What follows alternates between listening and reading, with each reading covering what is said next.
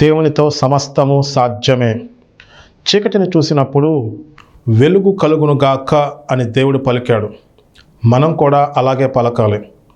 ఈ మధ్యన చాలామంది క్రైస్తవులు అపవాది వస్తున్నాడు, అంత్యక్రీస్తు వస్తున్నాడు అని పలుకుతున్నారు. మనం పలకవలసింది ఏంటంటే ప్రకటన గ్రంథం 18వ అధ్యాయం 2వ వచనం, మహాబబులోను కూలిపోయెను కూలిపోయెను, మహాబబులోను కూలిపోయెను కూలిపోయెను, బాబిలోన్ ఈజ్ ఫాలెన్ ఫాలెన్. దేవుడు ఈ పరిచయకు ఇచ్చిన కన్ఫెషన్స్. యేసు నామంలో లక్షల మందికి ఆశీర్వాదకరంగా శక్తివంతమైన టీవీ పరిచర్య చేస్తున్నాము. యేసు నామంలో పరిచర్య ద్వారా అద్భుత కార్యములు, స్వస్థత కార్యములు జరుగుచున్నవి. యేసు నామంలో ఆంధ్ర, తెలంగాణ మరియు ఇతర దేశాల్లో శక్తివంతమైన పరిచర్య చేస్తున్నాము. ఆమెన్. మహాపరిశుద్ధుడా, సర్వశక్తి కలిగిన దేవ, లక్షల మందికి ఆశీర్వాదకరంగా ఈ టీవీ కార్యక్రమాన్ని దీవించినందుకు వందనాలు. చూస్తున్న ప్రతి ఒక్కరూ ఆత్మీయనేత్రాలు తెరవబడి అనేకమైన మర్మాలు తెలుసుకొని వాళ్ళు ఆశీర్వదించబడి అనేక మందికి ఆశీర్వాదకరంగా ఉండటానికి ఈ కార్యక్రమాన్ని దీవించమని నజరేయుడైన యేసు నామమున అడిగి వేడుకుంటున్నాం తండ్రి. ఆమెన్.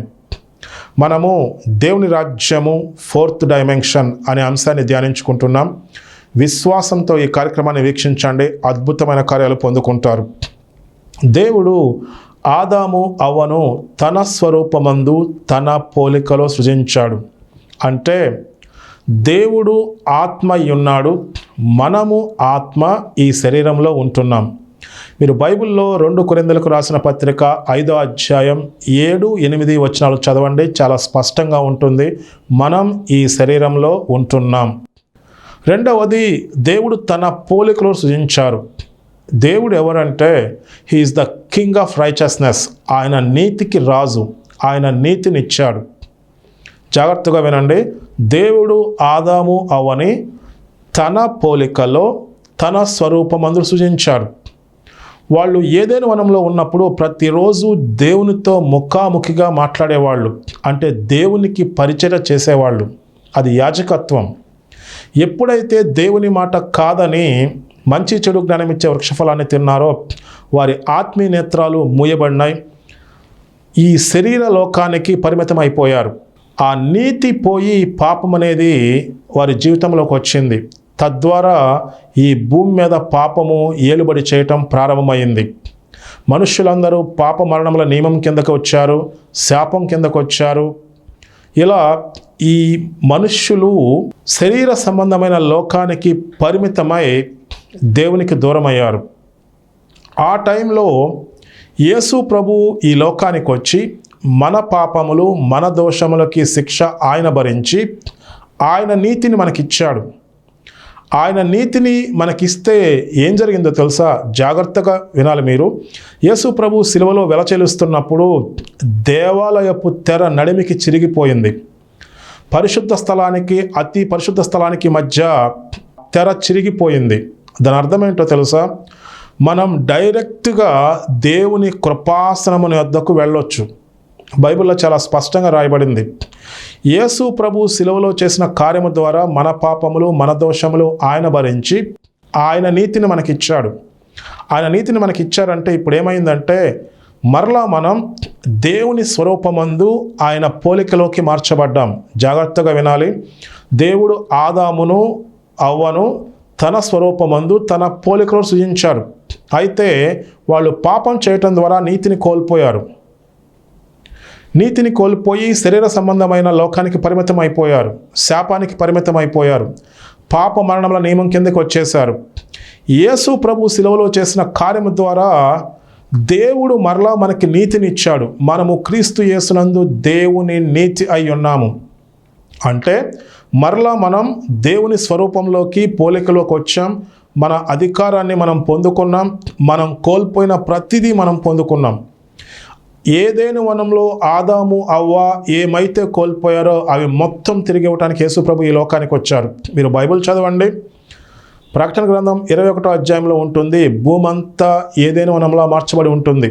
ఏదేను వనంలోనే దేవుడు మనుషులతో సహవాసం చేస్తూ వాళ్ళ మధ్యలో ఉండేవాడు. అలా భూమి మీద మళ్ళా ఎప్పుడు ఉంటుందంటే ప్రకటన గ్రంథం 21వ అధ్యాయంలో. అంటే భూమంతా ఏదేను వనంగా మార్చబడుతుంది. దేవుడు ఆదాము అవ్వకి ఇచ్చిన మ్యాండేట్ ఏంటంటే మీరు ఫలించి అభివృద్ధి చెంది విస్తరించి భూమిని నిండించి దాన్ని లోబరుచుకోండి, అంటే భూమి మొత్తాన్ని ఏదైనా వనంగా మార్చండి అని చెప్పారు. అయితే వాళ్ళ అవకాశాన్ని కోల్పోయారు. కడపటి ఆదాముగా యేసు ప్రభు ఈ లోకానికి వచ్చి మొదటి ఆదాము అవ్వ ఏమైతే కోల్పోయారో మొత్తం మనకి ఇచ్చేశారు. మనం నిత్య జీవాన్ని పొందుకుంటున్నాం, దేవుని యొక్క సమృద్ధిని పొందుకుంటున్నాం, మన ఆత్మీయ నేత్రాలు తెరవబడతాయి. ఎందుకంటే దేవుని రాజ్యం మన మధ్యలో పనిచేస్తుంది. యేసు ప్రభు దేవుని రాజ్యాన్ని మన మధ్యలోకి తీసుకొచ్చారు. దేవుని రాజ్యం ఎక్కడుందంటే యేసు ప్రభు ఏం చెప్తారంటే అది మన మధ్యలో ఉంది అని శాస్త్రులకి పరిసయ్యులకు యేసు ప్రభు సమాధానం చెప్తారు.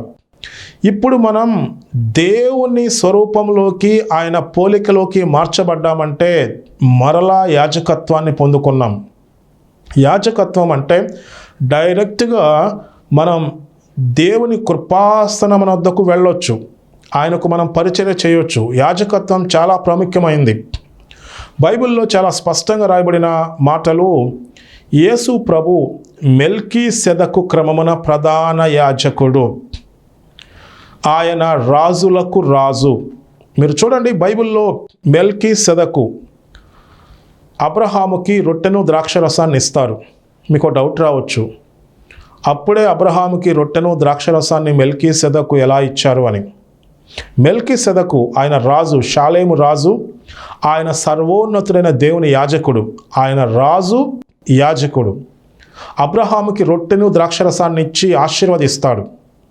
అబ్రహాము 10వ వంతును మెల్కీసెదెకుకి ఇవ్వటం జరిగింది. బైబిల్లో చాలా స్పష్టంగా రాయబడి ఉంది. ఎందుకు అలా మెల్కీసెదెకు చేశారంటే యేసు ప్రభు ఎప్పుడు మన కోసం చనిపోయారు? మీరేం చెప్తారు? 2000 సంవత్సరాల క్రితం అని. బైబిల్లో ఇంకో మాట కూడా ఉంది, భూమికి పునాది వేయబడక మునిపే వధింపబడిన దేవుని గొర్రె పిల్ల. బైబిల్ చాలా మర్మంగా ఉంటుంది, చాలా లోతుగా ఉంటుంది. మీరు జాగ్రత్తగా వినండి. యాజకత్వం చాలా ప్రాముఖ్యమైంది. యేసు ప్రభు ఎవరు అని చెప్తే ఆయన రాజులకు రాజు, అదొకటి. 2, ఆయన మెల్కీసెదెకు క్రమములో ప్రధాన యాజకుడు. ఇప్పుడు యేసు ప్రభువుని అంగీకరించిన మనం ఎవరం? ఈ ప్రశ్నకు మీ దగ్గర సమాధానం ఉండాలి. మనము రాజులైన యాజక సమూహం. బైబిల్లో చాలా స్పష్టంగా రాయబడి ఉంటుంది, చీకటిలో నుంచి ఆశ్చర్యకరమైన తన వెలుగులోకి పిలిచిన వాని గుణాతిశయములను ప్రచురము చేయు నిమిత్తము మనము ఏర్పరచబడిన వంశము, రాజులైన యాజక సమూహము, దేవుని సొత్తైన ప్రజలై ఉన్నాము. ఇందుట్లో ఒక మాట చాలా స్పష్టంగా మీరు గమనించాలి, రాజులైన యాజక సమూహము. యేసు ప్రభు రాజులకు రాజు, మెల్కీసెదెకు క్రమంలో ప్రధాన యాజకుడు అయితే మనము రాజులైన యాజక సమూహం.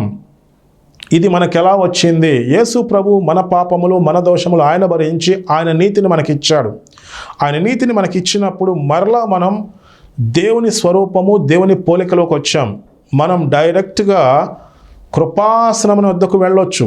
పరిశుద్ధ స్థలానికి అతి పరిశుద్ధ స్థలానికి మధ్యలో ఉన్న ఆ తెర చిరిగిపోయింది. మనం ముఖాముఖిగా దేవునితో మాట్లాడే అవకాశం ఉంది. మనం దేవుల్లో ఎదుగుతూ దేవుల్లో బలపడితే బైబిల్లో ఎంత స్పష్టంగా రాయబడిందో తెలుసా? హృదయ శుద్ధి గలవారు ధన్యులు, వారు దేవుని చూచెదరు. మనం ముఖాముఖిగా దేవుణ్ణి చూడవచ్చు. అంత అవకాశం యేసు ప్రభు శిలువలో చేసిన కార్యం ద్వారా మనకు వచ్చింది. ఈ లోకంలో మనం విజయం సాధించాలంటే, ఈ లోకంలో దేవుని చిత్తాన్ని నెరవేర్చాలంటే, ఈ లోకంలో మనం దేవుని నామానికి మహిమకరంగా జీవించి దేవుడు మన కోసం ఏమైతే చేయమని చెప్పాడో అది చేయాలంటే కంపల్సరీ మనం యాజకత్వం చేయాలి. ప్రతి ఒక్కరూ యాజకత్వం చేయాలి. ప్రతి ఒక్కరం రాజులైన యాజక సమూహం. యాజకత్వం అంటే దేవునికి పరిచర్య చేయాలి, మనం ప్రార్థన చేయాలి, దేవుణ్ణి స్తుతించాలి, దేవుణ్ణి ఘనపరచాలి. సాక్రిఫైస్, యాజకుడు సాక్రిఫైస్ చేస్తారు. మనం సాక్రిఫైస్ చేసి దేవుని పనికి ఇవ్వాలి. టైం సాక్రిఫైస్ చేసి దేవుని వాక్యాన్ని ధ్యానిస్తూ ప్రార్థన చేయాలి. అలా మనం యాజక ధర్మాన్ని నెరవేరిస్తేనే మనం ఈ లోకంలో సక్సెస్ అవుతాం. అది చాలా స్పష్టంగా బైబిల్లో ఉంటుంది. మనం దేవుని మాట వినకుండా, దేవుని స్తుతించకుండా, దేవుణ్ణి గణపరచకుండా చాలామంది శరీరానుసారంగా జీవించేస్తున్నారు. శరీరానుసారంగా జీవిస్తే అన్ని రకాల సమస్యలు మీరు తెచ్చుకుంటారు, అన్ని ఇబ్బందులు మీకే ఉంటాయి. అందుకనే క్రైస్తవులకు అన్ని ఇబ్బందులు. యేసు ప్రభు మన కోసం ప్రాణం పెట్టిన తర్వాత కూడా క్రైస్తవులు అన్ని ఇబ్బందుల్లో, అన్ని భయంకరమైన సమస్యల్లో, ఊబిలో ఎందుకున్నారంటే శరీరానుసారంగా జీవిస్తున్నారు. శరీరానుసారంగా జీవిస్తే యేసు ప్రభు శిలువలో మన కోసం ఏమైతే చేశారో మనం పొందుకోలేం. శరీరానుసారమైన మనస్సు మరణము అంటే నువ్వు పాప మరణంలో నియమం కిందే ఉన్నాం. జాగ్రత్తగా వినండి. మీరు శరీరానుసారంగా ఆలోచిస్తే శరీరానుసారమైన మనస్సు మరణం, నువ్వు ఇంకా పాప మరణంలో నియమం కిందే ఉన్నాం, శాపం కిందే ఉన్నావు. ఆత్మానుసారమైన మనస్సు జీవము, సమాధానం అయి ఉన్నది. అంటే దాని అర్థమేంటో తెలుసా? క్రీస్తు యేసునందు జీవమునిచ్చు ఆత్మ యొక్క నియమంలోకి వచ్చావు. శాపం నుంచి నువ్వు బయటకు వచ్చేసావు. దేవుడు తన నీతిని నీకు ఇచ్చాడు. ఇప్పుడు నువ్వు రాజులైన యాజక సమూహంగా మార్చబడ్డావు. మనం దేవునికి ఎంతగా పరిచయం చేస్తామో అంతగా ఈ లోకంలో ఆశీర్వదించబడతాం. దేవునికి ఎంత పరిచయం చేస్తావో, ఎంత సాక్రిఫైస్ చేస్తావో అన్ని గొప్ప కార్యాలు నువ్వు ఈ లోకంలో పొందుకుంటావు. దేవుని చిత్తాన్ని నెరవేరుస్తావు. అలా దేవుడు ఏర్పాటు చేశాడు. మనం ఆత్మానుసారంగా ఉండాలి. మనం దేవుని చిత్తాన్ని నెరవేర్చాలి. దేవుడు ఆదిలో ఆదాము అవ్వకు ఏం చెప్పాడో అది ఇప్పుడు కూడా అలాగే ఉంది. అది చేయటానికి యేసుప్రభు ఈ లోకానికి వచ్చారు. ఏం చెప్పారు దేవుడు? ఆదికాండం 1:28 దేవుడు వారిని ఆశీర్వదించను. ఎట్లనగా మీరు ఫలించి అభివృద్ధి పొంది విస్తరించి భూమిని నిండించి దాన్ని లోబర్చుకొనుడి. సముద్రపు చేపలను, ఆకాశ పక్షులను, భూమి మీద ప్రాకు ప్రతి జీవిని ఏలుడని దేవుడు వారితో చెప్పాను. దేవుడు తన స్వరూపమందు తన పోలికలో ఆదాము అవను సృజించి అధికారం ఇచ్చి భూమి మొత్తాన్ని ఏదైనా వనంగా మార్చేయమని చెప్పాడు. అయితే వాళ్ళ అవకాశాన్ని కోల్పోయారు. యేసు ప్రభు ఈ లోకానికి వచ్చి మన పాపాలు, మన దోషాల నిమిత్తమైన వెల చెల్లించడం ద్వారా అవకాశం మనకిచ్చాడు దేవుడు. మనం ఆదాము అవ్వ ఏదైతే వదిలిపెట్టారో దాన్ని మనం నెరవేర్చాలి. ఈ భూమిని ఏదైనా వనంగా మనం మార్చాలి. అది ఎలా చెప్తారు అని మీరు అడిగారు అనుకోండి, మీరు ప్రకటన గ్రంథం 21 చదవండి. చివరికి భూమి అంతా ఏదైనా వనంగానే ఉంటుంది. ఏదైనా వనంలో ఏం కోల్పోయారు ఆదాము అవ్వ? నిత్య జీవాన్ని కోల్పోయారు, దేవునితో సహవాసాన్ని కోల్పోయారు, సమృద్ధిని కోల్పోయారు, అన్నీ కోల్పోయారు. అవన్నీ తిరిగి ఇవ్వటానికి యేసు ప్రభు ఈ లోకానికి వచ్చారు. మనం ఎలా పొందుకోవాలి దాని గురించి కొద్దిసేపు ధ్యానిద్దాం. ఆదికాండము 22 4-8 13-14 ఒకసారి చదువుకుందాం. 3వ నాడు అబ్రహాము కన్నులెత్తి దూరం నుండి ఆ చోటు చూచి తన పనివారితో, మీరు గాడిదతో ఎక్కడనే ఉండుడి, నేనును ఈ చిన్నవాడు అక్కడికి వెళ్ళి దేవునికి మొక్కి మరలా మీ యొద్దకు వచ్చేదమని చెప్పి, ఒకసారి జాగ్రత్తగా వినండి, దేవుడు ఇస్సాకుని దహన బలిగా ఇచ్చేయమని చెప్తాడు. అక్కడికి వెళ్తూ పనివారితో అబ్రహాం ఏమంటారు? మీరు గాడిదతో పాటు ఎక్కడే ఉండండి, నేను ఈ చిన్నవాడు వెళ్ళి దేవునికి మొక్కి మళ్ళా మేమిద్దరం తిరిగి వచ్చేస్తామని చెప్తారు. తర్వాత చూడండి, దహన బలికి కట్టెలు తీసుకుని తన కుమారుడగు ఇస్సాకు మీద పెట్టి తన చేతితో నిప్పును కత్తిని పట్టుకుని పోయెను. వారిద్దరూ కూడి వెళ్ళుచుండగా ఇస్సాకు తన తండ్రి అయిన అబ్రహాముతో, నా తండ్రి అని పిలిచెను. అందుకు అతడు, ఏమి నా కుమారుడా అనెను. అప్పుడు అతడు, నిప్పును కట్టెలు ఉన్నవి గాని దహన బలికి గొర్రెపిల్ల ఏది అని అడుగగా అబ్రహాము, నా కుమారుడా, దేవుడే దహన బలికి గొర్రెపిల్లను చూచుకొనెనని చెప్పాను. రెండోసారి అబ్రహాం అంటున్నాడు, దేవుడే చూసుకుంటాడు. ఇంతకీ అబ్రహాం ఏం చెప్పాడో అదే జరిగింది. ఏం జరిగిందో చూడండి, 13వ వచనం. అప్పుడు అబ్రహాము కనులెత్తి చూడగా పొదలో కొమ్ములు తగులుకొని ఉన్న ఒక పొట్టేలు వెనక తట్టున కనబడెను. అబ్రహాము వెళ్ళి ఆ పొట్టేలును పట్టుకుని తన కుమారునికి మారుగా పెట్టి దహన బలిగా అర్పించెను. అబ్రహాము ఆ చోటికి యెహోవా ఈరే అను పేరు పెట్టాను. అందుచేత యెహోవా పర్వతం మీద చూచుకొనును అని నేటి వరకు చెప్పబడును. నేను ఈ వాక్యం మీకు ఎందుకు చెప్పానంటే, జెహోవా జైరా ఆ మాటకు అర్థం ఏంటంటే మేనిఫెస్టేషన్ ఫ్రమ్ ద అన్సీన్. కనబడిన లోకం నుంచి ఆ పొట్టేలు వచ్చింది. సడన్గా ఆ పొట్టేలు అక్కడికి ఎలా వచ్చింది? కనబడని లోకం నుంచి వచ్చింది. మీరు జాగ్రత్తగా ఈ మాటలు వినాలి. ఆదాము అవ్వ ఏదైనా వనంలో ఉన్నప్పుడు వారి ఆత్మీయ నేత్రాలు తెరవబడి ఉన్నాయి. ఎప్పుడైతే వారు మంచి చెడు జ్ఞానమిచ్చే వృక్షఫలాన్ని తిన్నారో వాళ్ళ ఆత్మీయ నేత్రాలు మూయబడినాయి. ఇంకా వాళ్ళు దేవుడు వారి కోసం ఏమైతే సిద్ధపరిచారో అవి చూడలేకపోతున్నారు. ఆత్మీయ నేత్రాలు మూయబడినాయి. బైబిల్లో చాలా స్పష్టంగా ఉంటుంది, దేవుడు మన కోసం ఏమైతే సిద్ధపరిచాడో అవి కంటికి కనపడలేదు, చెవికి వినపడలేదు, మనుష్య హృదయమునకు గోచరము కాలేదు. ఎందుకని? ఆత్మీయ నేత్రాలు మూయబడి ఉన్నాయి. దాని తర్వాత వచనంలో ఏముంటుందంటే, మనకైతే దేవుడు తన ఆత్మ ద్వారా వాటిని బయలుపరిచి ఉన్నాడు. మనం ఆత్మానుసారంగా ఆలోచిస్తే దేవుడు తన ఆత్మ ద్వారా మన కోసం ఏమైతే సిద్ధపరిచాడో వాటిని బయలుపరుస్తాడు. దేవుడు మనకు బయలుపరిచిన వాటిని మనం పలికితే, దేవుని చిత్తాన్ని మనం పలికితే అవి నెరవేరుతాయి.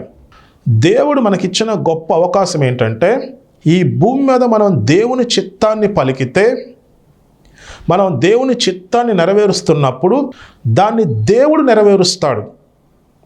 మనం పలకాలి. దేవుడు మనకు అవకాశం ఇచ్చాడు. మనము రాజులైన యాజక సమూహము. మీరు చూడండి, కనబడిన ప్రపంచం నుంచి ఎలా వస్తాయి. మీరు బైబిల్లో జాగ్రత్తగా చూడండి. 5 రొట్టెలు 2 చిన్న చేపలు యేసు ప్రభుకి ఇచ్చినప్పుడు 5,000 మందికి ఆహారం పెట్టారు. 12 గంపలు ఇంకా మిగిలే ఉన్నాయి.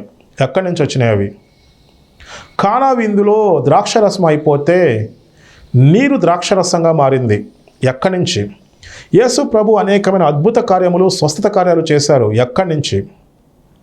అవన్నీ మేనిఫెస్టేషన్ ఫ్రమ్ ద అన్సీన్, అంటే 4th డైమెన్షన్, పరలోక రాజ్యం నుంచి జరిగినాయి. ఇంతకీ పరలోక రాజ్యం ఎక్కడుంది? మన మధ్యలో ఉంది. యేసు ప్రభు పరలోక రాజ్యాన్ని మన మధ్యకు తీసుకొచ్చాడు. మనం ఆత్మానుసారంగా ఉన్నప్పుడు, మనం దేవుని పని చేయటానికి ఇష్టపడినప్పుడు, మనం దేవుని మార్గంలో ఉన్నప్పుడు దేవుడు మన కోసం ఏమైతే గొప్పవి సిద్ధపరిచాడో తన ఆత్మ ద్వారా వాటిని మనకి బయలుపరుస్తాడు. దేవుడు మనకి బయలుపరిచినప్పుడు మనం విశ్వాసంతో పలకాలి. విశ్వాసంతో పలికినప్పుడు వాటిని దేవుడు నెరవేరుస్తాడు. ఇది చాలా ప్రాముఖ్యమైంది. దేవుడు భూమి మీద మనకు అధికారం ఇచ్చాడు. చాలా స్పష్టంగా బైబిల్లో రాయబడి ఉంది. మీకు కావాలంటే చదివినిపిస్తాను చూడండి. ఆదికాండము 1వ అధ్యాయం 28వ వచనం. దేవుడు వారిని ఆశీర్వదించను, ఎట్లనగా మీరు ఫలించి అభివృద్ధి పొంది విస్తరించి భూమిని నిండించి దాన్ని లోబర్చుకొనుడి.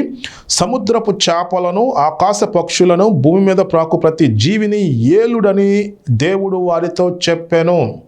దేవుడు అధికారం ఇచ్చాడు. మీరు భూమి మొత్తాన్ని ఏదైనా వనంగా మార్చమని చెప్పాడు. అధికారం ఎలా పనిచేస్తుంది? రాజు మాట్లాడుతాడు. రాజు మాట్లాడినప్పుడు అది నెరవేర్చబడుతుంది. మనం దేవుని చిత్తాన్ని మాట్లాడితే, దేవుని చిత్తాన్ని పలికితే దేవుడు దాన్ని నెరవేరుస్తాడు.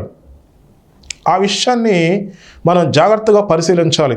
ఈ మధ్యన చాలామంది క్రైస్తవులు మరి ఎందుకో కానీ అపవాది వస్తాడు, అంత్యక్రీస్తు వస్తాడు, అపవాది వస్తాడు, అంత్యక్రీస్తు వస్తాడు ఒక్కటే చెప్తున్నారు. మనం ఏది పడితే అది పలకూడదు. దేవుడు చీకటిని చూసినప్పుడు వెలుగు కలుగును గాక అని పలికాడు. మనం సమస్యల్లో ఉన్నప్పుడు ఏం చేయాలి? ఏం పలకాలి? మీరు చూడండి, యేసు ప్రభు శిష్యులు ధోనిలో ప్రయాణం చేస్తున్నప్పుడు గొప్ప తుఫాను వస్తుంది. వాళ్ళు భయపడిపోతారు. యేసు ప్రభుని లేపుతారు. యేసు ప్రభు ఏం చేస్తారు? యేసు ప్రభు ఆ గాలిని, సముద్రాన్ని గద్దిస్తాడు. ఊరకుండమని చెప్తే మొత్తం నిమ్మళమైపోతుంది. తర్వాత ఆయన ఏమంటారంటే, మీకు విశ్వాసం ఎక్కడ అని చెప్పి వాళ్ళని ప్రశ్నిస్తాడు. అంటే యేసు ప్రభు శిష్యులతో ఏం చెప్తున్నారు? మీరు పలికితే ఆ పని అయిపోయేది కదా. కుటుంబాల్లో లేకపోతే జీవితాల్లో తుఫాన్లు చెలరేగినప్పుడు, సమస్యలు వచ్చినప్పుడు యేసు నామంలో నిమ్మళమవునుగాక అని మనం పలికితే దేవుడు ఆ సమస్యను తీసివేస్తాడు, నిమ్మళమవుతుంది. మనం పలకాలి. మనం రాజులైన యాజక సమూహం. ఒక విషయం ఆల్రెడీ చెప్పాను, మనం యాజకత్వం చేయకపోతే ఈ జీవితంలో మనం గొప్ప కార్యాలు పొందుకోలేము. యాజకత్వం కంపల్సరీ చేయాలి, అది చెప్పాను. రెండవది, మనం రాజులం. రాజు పలుకుతాడు. మనం దేవుని చిత్తాన్ని పలకాలి. దేవుని చిత్తాన్ని పలకటం అంటే మనం ఏం పలకాలి? ప్రకటన గ్రంథం 18వ అధ్యాయం 2వ వచనంలో ఉంటుంది, మహాబబులోను కూలిపోయెను, కూలిపోయెను. మహాబబులోను కూలిపోయెను, కూలిపోయెను. ఇంగ్లీష్లో అయితే బాబులోన్ ఈజ్ ఫాలెన్, ఫాలెన్. ఆమెన్. అది మనం పలకాలి. మహాబబులోన్ అంటే అపవాది సిస్టమ్ అనమాట. ప్రజల్ని బంధకాల్లో, ఊబిలో, సమస్యల్లో, గందరగోళమైన పరిస్థితుల్లో అపవాది ఉంచుతున్నాడు. అపవాది అంటే ఆత్మ సంబంధమైన దాని గురించి నేను మాట్లాడుతున్నాను. ఆ అపవాది సిస్టమ్ కూలిపోయిందని చెప్పి మనం పలకాలి. అపవాది వస్తాడని మనం పలికితే దేవుడు మనల్ని భూమి మీద ఎందుకు ఉంచాడు? అపవాది వస్తాడు, అంత్యక్రీస్తు వస్తాడు అని చెప్పి అంత్యక్రీస్తుని తీసుకొచ్చి సింహాసనం మీద కూర్చోబెట్టానిక? అందుకు గదిగా ఉంచింది. మనల్ని ఎందుకు ఉంచాడు? మనకు ఒక మ్యాండేట్ ఉంది. ఏంటంటే సువార్త ప్రకటించాలి. సువార్త ప్రకటించడం అంటే ఏంటి? అనేక మంది బంధకాల్లో, ఊబిలో, సమస్యల్లో అపవాది కాడి కింద నలిగిపోతున్నారు. వాళ్ళకి సత్యాన్ని చెప్పినప్పుడు వాళ్ళు సత్యాన్ని తెలుసుకుంటారు. సత్యము వాళ్ళని స్వతంత్రులుగా చేస్తుంది. వాళ్ళు బంధకాల నుంచి బయటకు వస్తారు. దేవుని చిత్తం నెరవేర్చబడుతుంది. మనం పాడైన దాన్ని బాగు చేయాలి. ఎండిన భూమిని ఏదైనా వనంగా దేవుని సహాయంతో మనం మార్చాలి. ఈ భూమి మొత్తం ఏదైనా వనంలో ఉండాలని చెప్పి దేవుడు కోరుకుంటున్నాడు. అది మనం చేయాలి. అది చేయకుండా అపవాది వస్తాడు, అంత్యక్రీస్తు వస్తాడు అంటే అది మనం పలకకూడదు. దేవుడు మనకి అధికారం ఇచ్చాడు. మనం దేవుడు ఎలా పలకమంటే అలా పలకాలి. అలా పలికినప్పుడు, మనం దేవుని చిత్తాన్ని పలికినప్పుడు దేవుడు దాన్ని నెరవేరుస్తాడు. సంఘము అంటే భూమి మీద దేవుని గవర్నమెంట్, అది అంత లోతుగా ఉంటుంది. ఆ విషయాన్ని తెలుసుకుని మనం దేవుని చిత్తాన్ని పలకాలి. దేవుని చిత్తాన్ని పలకాలి. ఎందుకంటే మనం రాజులైన యాజక సమూహము. మీరు హెబ్రీయులకు రాసిన పత్రిక 11వ అధ్యాయము 1వ వచనం 3వ వచనం చూడండి. విశ్వాసం అనేది నిరీక్షించబడే వాటి యొక్క నిజస్వరూపము, అదృశ్యమైనవి ఉన్నవాటకు రుజువై ఉన్నది. విశ్వాసం అంటే ఏంటి? నిరీక్షించబడే వాటి యొక్క నిజస్వరూపము. మనం దేనికోసం ఎదురు చూస్తున్నామో అవి నిజస్వరూపాన్ని దాలుస్తాయి. అదృశ్యమైనవి ఉన్నవాటకు రుజువై ఉన్నది. అదృశ్యమైనది ఉంది. మన మధ్యలో దేవుని రాజ్యం ఉంది. మన ఆత్మీయ నేత్రాలు ముయ్యబడినాయి కాబట్టి అది మనకు కనపట్ల. దేవుడు మన కోసం చాలా గొప్పగా, చాలా సిద్ధపరిచి ఉంచాడు. మనం ఆత్మానుసారంగా ఆలోచిస్తే దేవుడు తన ఆత్మ ద్వారా వాటిని మనకి బయలుపరుస్తాడు. అది బైబిల్లో ఉన్న వాక్యమే. 1 కొరింథీయులకు రాసిన పత్రిక 2వ అధ్యాయం 9-10 వచనాల్లో చాలా స్పష్టంగా ఉంటుంది. దేవుడు మన కోసం ఏమైతే సిద్ధపరిచాడో అవి మన కంటికి కనబట్టలేదు, చెవికి వినబట్టలేదు, మనుష్య హృదయమునకు గోచరము కాలేదు. ఎందుకని? ఆత్మనేత్రాలు మూయబడి ఉన్నాయి. కానీ నువ్వు దేవుని మాట వింటే దేవుడు తన ఆత్మ ద్వారా మనకి వాటిని బయలుపరుస్తాడు. దేవుడు బయలుపరిచినప్పుడు నువ్వు విశ్వాసంతో పలకాలి. విశ్వాసంతో పలికితే ఏమవుతుంది? విశ్వాసమునది నిరీక్షించబడే వాటి యొక్క నిజస్వరూపము. ఏదైతే నువ్వు దేవుడి చిత్తాన్ని పలుకుతావో, ఏదైతే నువ్వు దేవుడు చెప్పింది పలుకుతావో అవి నిజస్వరూపంను దాలుస్తాయి. భూమి మీద నెరవేరుతాయి. అవి నెరవేరేలా దేవుడు చేస్తాడు. అదృశ్యమైనవి ఉన్నవాటకు రుజువై ఉన్నవి. అదృశ్యమైనది ఉన్నవాటకు రుజువై ఉంది. ఇలాగే చాలామందికి దేవుడు దర్శనాల ద్వారా మాట్లాడటం వల్ల వాళ్ళు అన్నీ వదిలేసి దేవుని పని చేయడానికి ఇష్టపడి ఎంతో సాక్రిఫైస్ చేసి ఇవాళ గొప్ప గొప్ప పరిచయాలు చేస్తున్నారు. ఆ పరిచర్యలు చేయకముందు ప్రతి ఒక్కరికి దేవుడు దర్శనాలు చూపించాడు. ఇలా ఉంటుంది, నువ్వు ఇలా పరిచర్య చేయాలి, నువ్వు ఇలా ఎల్లు. దేవుడు వాళ్ళని నడిపించాడు. దేవుడు ఏదైనా మనకి బయలుపరిచినప్పుడు దాన్ని చెయ్యాలి. మనం విశ్వాసంతో పలకాలి. విశ్వాసంతో పలికినప్పుడు దేవుడు దాన్ని నెరవేరుస్తాడు. భూమి మీద దేవుడు మనకు అధికారం ఇచ్చాడు కదా. ఎందుకు ఇచ్చాడు? అపవాది వస్తాడు, అంత్యక్రీస్తు వస్తాడని చెప్పడానికి ఇవ్వలేదు. ఎందుకు ఇచ్చాడంటే మనం ఏం చెప్పాలి? మహాబబులోను కూలిపోయాను అని మనం చెప్పాలి. అసలు ఈ భూమి ఎలా నిర్మించబడింది? మీరు చూడండి, హెబ్రీయులకు రాసిన పత్రిక 1వ అధ్యాయం 3వ వచనం. ప్రపంచములు దేవుని వాక్యము వలన నిర్మాణమైనవనియు అందును బట్టి దృశ్యమైనది కనబడేడు పదార్థముల చేత నిర్మింపబడలేదని విశ్వాసము చేత గ్రహించుకుని ఉన్నాము. ఈ ప్రపంచములు దేవుని వాక్యం వల్ల నిర్మించబడి ఉన్నవి. ప్రపంచములు దేవుని మాట చేత నిర్మించబడి ఉన్నవి.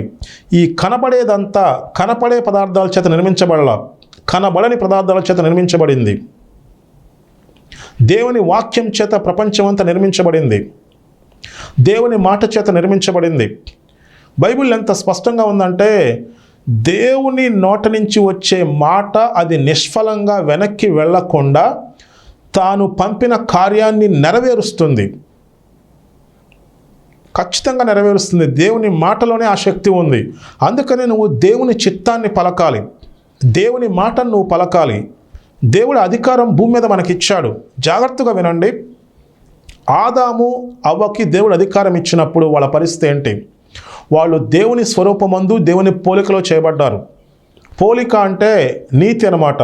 వాళ్ళు పాపం చేసినప్పుడు ఆ నీతిని కోల్పోయారు. యేసు ప్రభు ఈ లోకానికి వచ్చి మన పాపాలు మన దోషాలకు ఆయన శిక్ష భరించి ఆ నీతిని మనకిచ్చాడు. ఇప్పుడు దేవుని నీతిని మనం పొందుకున్నామంటే ఏమైందో తెలుసా? మనము దేవుని స్వరూపము దేవుని పోలికలోకి వచ్చేసాము. అధికారం మనకుంది. అధికారం మనం దేనికి ఉపయోగించాలి? దేవుని చిత్తాన్ని నెరవేర్చడానికి ఉపయోగించాలి. దేవుని చిత్తాన్ని మనం పలకాలి. మనం రాజులైన యాజక సమూహం, భూమి మీద మనకు అధికారం ఉంది. సంఘం అంటే దేవుని యొక్క గవర్నమెంట్. దేవుని చిత్తాన్ని పలకాలి. మనం యాజకత్వం చేయాలి. మనం దేవుని చిత్తాన్ని పలికినప్పుడు దేవుడు దాన్ని నెరవేరుస్తాడు. మనం భూమి మీద దేవుని చిత్తాన్ని నెరవేర్చడానికి ఉన్నాం. విశ్వాసం అంటే ఏంటి చెప్పండి ఒకసారి. విశ్వాసం అనున్నది నిరీక్షించబడే వాటి యొక్క నిజస్వరూపమును అదృశ్యమైనవి ఉన్నవంటకు రుజువునై ఉన్నది. మనం దేనికోసమైతే నిరీక్షిస్తున్నామో, దేవుడు ఏదైతే చెప్పాడో నువ్వు దాన్ని పలికితే అది నిజస్వరూపము దాలుస్తుంది. అది నిజస్వరూపం దాల్చేలా దేవుడు చేస్తాడు. అది విశ్వాసం. అదృశ్యమైనవి ఉన్నాయి. నీకు బంధకాల్లో సమస్యల్లో ఉన్నావా? యేసు నామములో ఈ బంధకాలు సమస్యల నుంచి విడుదల పొంది ఉన్నానని నువ్వు పలకాలి. నువ్వు బలహీనతల్లో ఉన్నావా? యేసు ప్రభు పొందిన గాయముల చేత నేను స్వస్థత పొంది ఉన్నానని చెప్పి నువ్వు పలకాలి. నువ్వు అప్పుల ఊబిలో ఉన్నావా? యేసు నామములో అప్పుల ఊబి నుంచి విడుదల పొంది ఉన్నానని చెప్పి నువ్వు పలకాలి. యేసు నామములో మేము సమృద్ధిని పొందుకున్నామని చెప్పి నువ్వు పలకాలి. నువ్వు విశ్వాసంతో పలికినప్పుడు, నువ్వు దేవుని చిత్తాన్ని నెరవేర్చడానికి ఇష్టపడినప్పుడు, నీ జీవితాన్ని మార్చుకున్నప్పుడు నువ్వు పలికింది దేవుడు చేస్తాడు. నువ్వు పలికింది తన దూతల ద్వారా దేవుడు జరిగిస్తాడు. ఆ అధికారం దేవుడు మనకిచ్చాడు. దేవుడు మిమ్మల్ని ప్రేరేపించినట్లయితే ఈ పరిచర్యకు ఆర్థికంగా సహకరించండి. నేను మీ గురించి ప్రార్థన చేస్తాను. మహాపరిశుద్ధుడా, సర్వశక్తి కలిగిన దేవా, ఆదాము అవ్వ ఏ అధికారం అయితే కోల్పోయారో మీరు అధికారాన్ని మాకు ఇచ్చారు. వాళ్ళ అధికారాన్ని ఎలా కోల్పోయారు? వాళ్ళు పాపం చేసి నీతిని పోగొట్టుకున్నారు. అధికారం పోయింది. యేసు ప్రభు ఈ లోకానికి వచ్చి మా పాపాలు మా దోషాల నిమిత్తం వెల చెల్లించి ఆ నీతిని తిరిగి మాకు ఇచ్చారు. అంటే మేము అధికారాన్ని పొందుకున్నాం. సంఘం అంటే భూమి మీద దేవుని యొక్క గవర్నమెంట్. అనేక మంది బంధకాల్లో సమస్యల్లో ఉన్నారు. దేవుని మాట పలకటం ద్వారా, దేవుని చిత్తం పలకటం ద్వారా బంధకాల నుంచి, ఊబి నుంచి, సమస్యల నుంచి బయటకు వచ్చేస్తారు. మేము ఆ పని చేయాలి. మీ చిత్తాన్ని నెరవేర్చాలి. మేము రాజులైన యాజక సమూహం, యాజకత్వం చేయాలి. మీ మాట పలకాలి. అప్పుడు భూమి మీద మీ చిత్తం నెరవేర్చబడుతుంది. అటువంటి జ్ఞానం ప్రతి ఒక్కరికి దయచేయండి. ప్రతి ఒక్కరి ఆత్మీయతలు తెరవచేయండి. ప్రతి ఒక్కరు ఆశీర్వదించబడి దాని అనేక మందికి ఆశీర్వాదకరంగా మీ చిత్తాన్ని నెరవేర్చేవారిగా దీవించమని నజరేయుడైన యేసు నామములో అడిగి వేడుకుంటున్నాం తండ్రి. ఆమెన్.